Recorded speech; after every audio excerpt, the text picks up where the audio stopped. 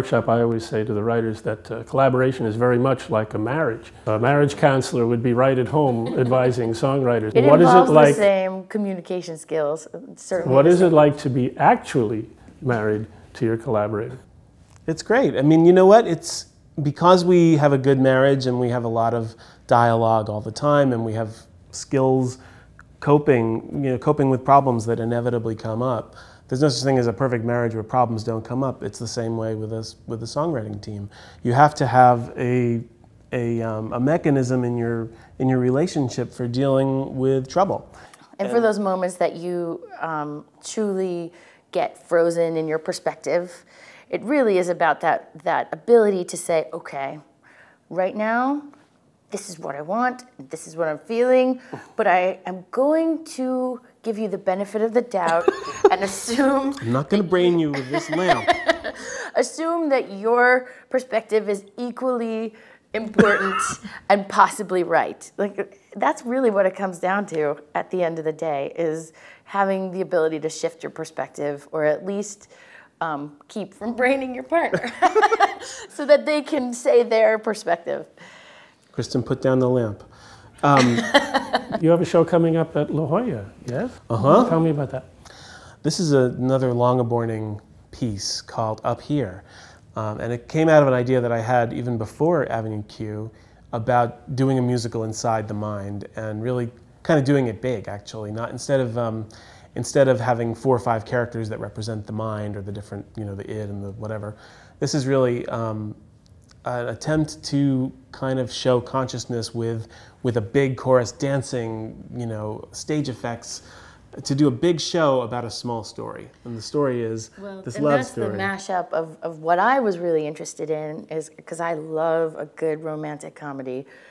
Give me Bridget Jones, or When Harry Met Sally, or Annie Hall, and I love it. But it's so hard to do a musical of that too. So we kind of mashed up these two things that we were both interested in, of like a small romantic comedy with a big concept, where you've got an introvert and an extrovert, 2 people who both kind of want the same thing but approach life very differently, meeting and trying to just figure it out. And the introverts, or the consciousness and the ensemble and the music, represent all the things that the introvert isn't saying. And the extrovert gets to just be your main character in a musical, who will break into song. And actually, do you want to talk about your BMI? That's funny, yeah, because my first day in BMI, someone came in to give a talk on, you know, the do's and don'ts of writing musicals. And it inspired me to come up with this idea, because one of the things she said that was a don't was, don't set your musical in the present day.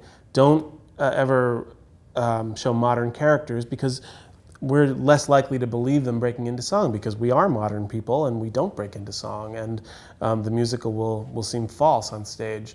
So with Avenue Q and with a number of the other modern life musicals that I've done, I realized you have to find that element of fantasy that does allow you to buy the character breaking into song. And for Avenue Q, it was the metaphor of puppets and education and a comic spin on children's television.